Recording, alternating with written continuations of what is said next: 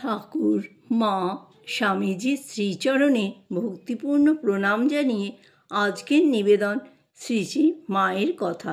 শ্রীমতী ললিত 15-16 বৎসরের বালক মাত্র। বালকের ছদ্মবেশে আবরিত মহাশক্তি এখন বিকাশ উন্মুখ। দিব্য শ্যামবর্ণ সুগঠন চেহারা, ভিতরে ভগবত ভক্তিরূপ সুধাস্রোত যেন কানায় কানায় পরিপূর্ণ, বাহিরেও সেই অনুরাগ প্রতিভাত হইতেছে।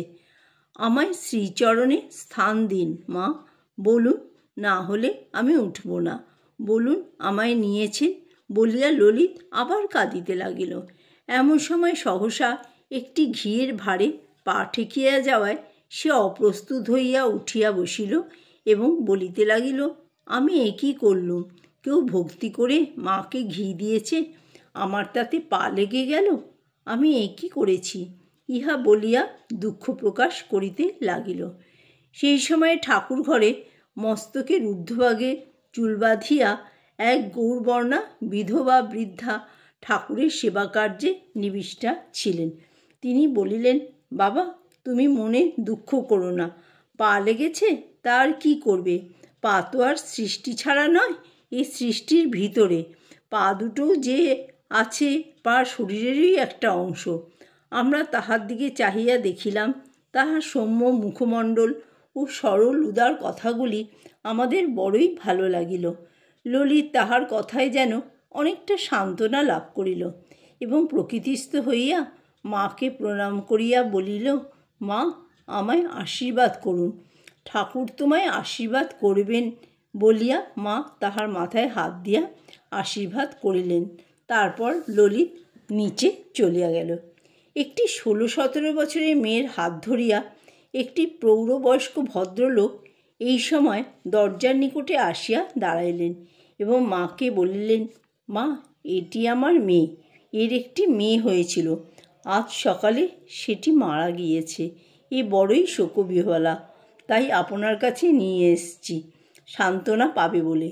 ইহা শুনিয়া আমরা সকলে চমকিত হইয়া উঠিলাম।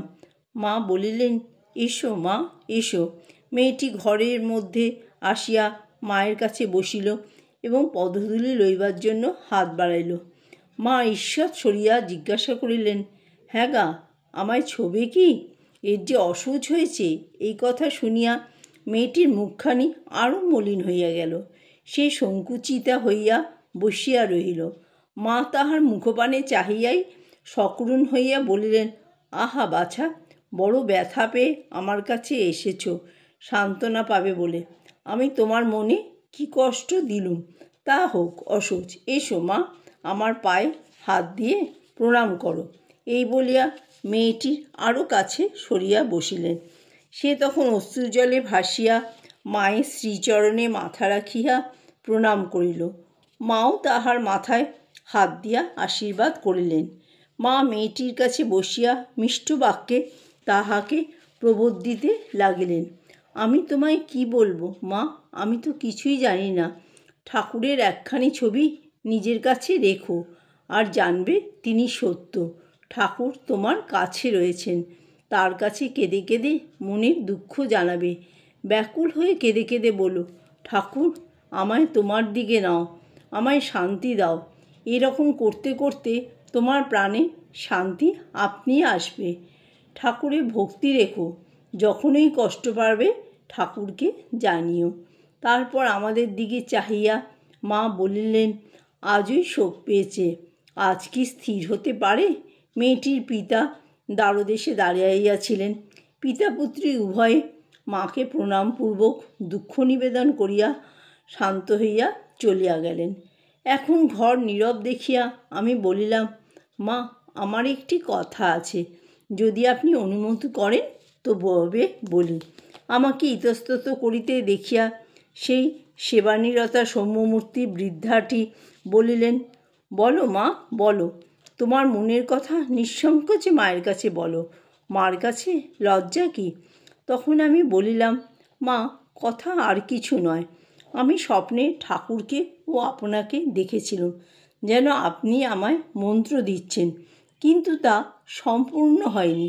সেই থেকে আপনার শ্রীপাদপদ্মে আশ্রয় নেবার জন্যে আমি বড় ব্যাকুল হয়েছি। মা প্রসন্ন মুখে বলিলেন, বেশ তো, আজই তোমায় দীক্ষা দেবো, কিন্তু তোমার স্বামীর মত আছে তো? আমি বললাম, আমার স্বামীকে আমি একথা বলেছিলুম। তিনি বলেছেন, আমার অমত নেই, আমি এখন দীক্ষা নেব না, তুমি নিতে পারো। মা বললেন, তোমার স্বামী কোথায়? আমি বললাম, রায়পুরে। মা কলের ঘর দেখাইয়া বললেন, ওখানে হতে হাত পা ধুয়ে এসো। আমি বললাম, মা, আমি এখনও স্নান করিনি। মা বললেন, তা হোক, স্নান করতে হবে না। আমি কলঘর হইতে হাত পা ধুইয়া মায়ের নিকট ঠাকুর ঘরে গিয়া দেখি মা দুখানা আসন পাতিয়াছেন। সামনের কোষাকষিতে গঙ্গাজল লইয়া নিজে ঠাকুরের পানে মুখ করিয়া বসিলেন। তাহার বাম হাতের নিকট আসনে আমাকে বসিতে বলিলেন। কোষা হইতে গঙ্গাজল লইয়া মা আচমন করিলেন এবং আমায় সেইরূপ করাইলেন। পরে বলিলেন, কোন দেবতায় তোমার ভক্তি? আমি বলিলাম, তিনি আমায় দীক্ষা দিয়া কীরূপে জপ করিব দেখাইয়া দিলেন। সেই মুহূর্তে একটা পরমানন্দের প্রবাহ হৃদয়ের মধ্যে বহিয়া গেল। ভিতরে বাহিরে বিপুল আনন্দ উচ্ছ্বাস উঠিয়া আমায় অভিভূত করিয়া ফেলিল। আমি কিছুই জানি না, মা সব শিখাইয়া দিলেন। দীক্ষান্তে মা বলিলেন, দক্ষিণা দাও। আমি বললাম, মা, আমি তো কিছুই জানিনি, আপনি বলে দিন আমি কি করব, আমি তো কিছুই আনিনি। মা তখন উঠিয়া গিয়া ফুল, কমলা লেবু, কুল প্রভৃতি 2 হাতে অঞ্জলি করিয়া আনিয়া আমার হাতে দিলেন এবং বলিলেন, বলো, আমার পূর্বজন্মের, ইহজন্মের, জ্ঞানত অজ্ঞানত যা কিছু পাপ পুণ্য করিয়াছি সব তোমাকে সমর্পণ করিলাম। আমিও তাই বলিলাম। মা হাত পাতিয়া সব গ্রহণ করিলেন। জয় মা শারদা।